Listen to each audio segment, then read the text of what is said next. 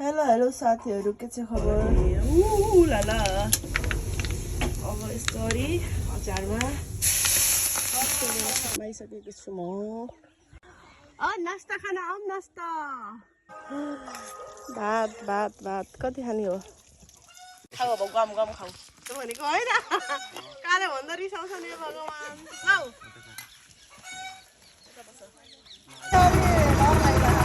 हाँ